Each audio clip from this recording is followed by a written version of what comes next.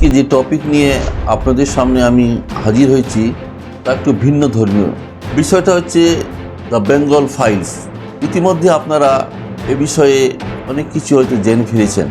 এই সিনেমা সম্পর্কে প্রথমে যদি বলা যায়, ট্রেলারে দেখা গেছে অবিভক্ত বাংলায় যে হিন্দু মুসলমানের যে দাঙ্গা হয়েছিল 1946 সালে তা এখানে তুলে ধরা হয়েছে, কিন্তু অত্যন্ত বিকৃতভাবে তা তুলে ধরা হয়েছে। সত্যি ইতিহাস কী ছিল তা এখানে তুলে ধরা হয়নি। রাজনৈতিক উদ্দেশ্য চরিতার্থ করার জন্য এই ফিল্ম তৈরি করা হয়েছে বলে ক্রিটিকরা অধিকাংশ মনে করছেন। কন্ট্রোভার্সিয়াল ডিরেক্টর রাইটার বিবেক অগ্নিহোত্রী কাশ্মীর ফাইলস নিয়ে যা করেছিলেন তারই প্রতিচ্ছবি এখানে আমরা দেখতে পাচ্ছি। কাশ্মীর ফাইলস, দ্য তাসকিন্দ ফাইলস এগুলো ছিল একটি নির্দিষ্ট রাজনৈতিক দলের মনস্কামনাকে পূর্ণ করার জন্য করা হয়েছিল। এক্ষেত্রেও কি তাই হতে যাচ্ছে? 1946 সালের সেই ঘটনা ওখানে তুলে ধরা হয়েছে বিকৃতভাবে। সেখানে দেখা যাচ্ছে গোপাল মুখার্জি, ওনাকে বিকৃতভাবে তুলে ধরা হয়েছে। ওখানে দেখানো হচ্ছে গোপাল মুখার্জি ছিলেন মুসলমানদের বিরুদ্ধে একটা কসাই, তিনি হিন্দুদের ছিলেন মসিহা। কিন্তু গোপাল মুখার্জির নাতি শান্তনু মুখার্জি উনি বলেছেন যে ওনার ঠাকুরদাদা তার চরিত্রকে বিকৃত করা হয়েছে। ডাইরেক্টর যার নাম হচ্ছে বিবেক রঞ্জন অগ্নিহোত্রী, তো উনি ওনার রিলসে দেখাচ্ছেন, ওনার রিলসে উনি বলছেন কলকাতা শহর মে এক কসাই থা। আমি জানি না উনি কতখানি রিসার্চ করেছেন বা ওনার কার কাছ থেকে রিসার্চ ওয়ার্ক, যে একজন রেভলিউশনারি ব্যাকগ্রাউন্ড থেকে, স্বাধীনতা সংগ্রামীর পরিবার থেকে স্বাধীনতা সংগ্রামে অংশগ্রহণ করা মানুষকে যে কসাই বলে সম্বোধন করছে, যেখানে তার ছবির সমস্ত পোস্টারে সমস্ত এতে দেখতে পাচ্ছি তার মুখ্য চরিত্র নাকি গোপাল মুখার্জির মুখ্য চরিত্র করেছে নাকি সৌরভ দাস বলে একজন অভিনেতা, আমাদের পশ্চিমবাংলার কলকাতারই। তো পাঁঠা বলে লেখা, পাঁঠার ব্যাপারটা কি আমি বুঝতে পারছি না, কে পাঁঠা কী পাঁঠা। আমি এই ব্যাপারগুলো আমরা সত্যি কথা বলতে উনি কতটা সম্মান দিতে পেরেছেন আমি জানি না, যে এই সিনেমাটায় গোপাল মুখার্জিকে তুলে ধরে আমার মনে হয় আমাদের ব্যক্তিগতভাবে এবং আমাদের পরিবার থেকে আমরা মনে করছি যে ওনাকে অসম্মানই করা হচ্ছে।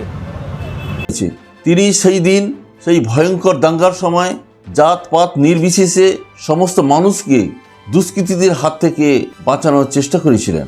তার নাতি এ বিষয়ে বিবেক অগ্নিহোত্রীর বিরুদ্ধে এফআইআর করেছেন।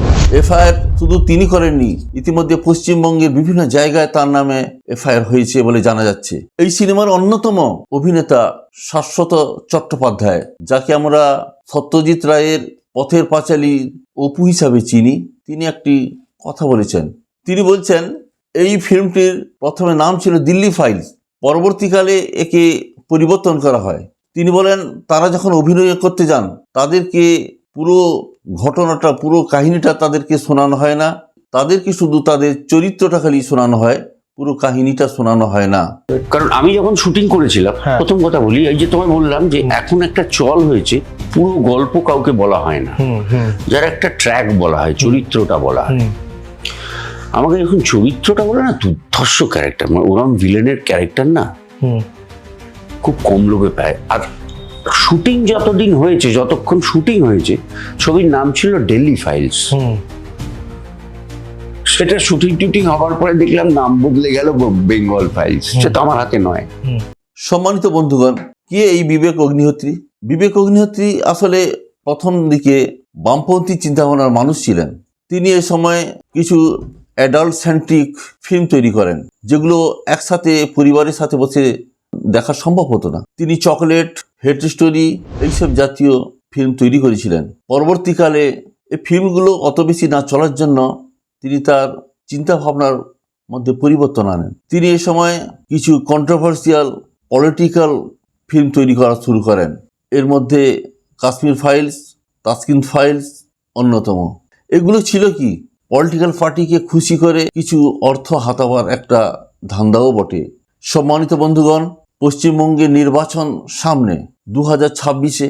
এ সময় পশ্চিমবঙ্গের হিন্দু মুসলিমের মধ্যে দাঙ্গা, হিন্দু মুসলমানদের সম্পর্ক খারাপ করা এবং এখানে ভোটে পোলারাইজেশন করা, এটাই হচ্ছে মূল মকসদ ছিল ভারতীয় জনতা পার্টির। এই জন্য তারা এখন বিবেক অগ্নিহোত্রীকে দিয়ে দিল্লি ফাইলসকে পরিবর্তন করে বেঙ্গল ফাইলস নাম দিয়ে এই ধরনের ঘৃণ্যহীন বাঙালি জাতির বিরুদ্ধে ষড়যন্ত্রমূলক একটা ফিল্ম রিলিজ করতে যাচ্ছে। ক্রিটিকরা বলছেন, বিরোধীরা বলছেন, বেঙ্গল ফাইলস তো হয়েছে, কেন কেন গুজরাট ফাইলস হয় না, কেন মণিপুর ফাইলস হয় না? এর উত্তর কিন্তু বিবেক অগ্নিহোত্রীর কাছে নেই। আসলে তাদের লক্ষ্যই আলাদা।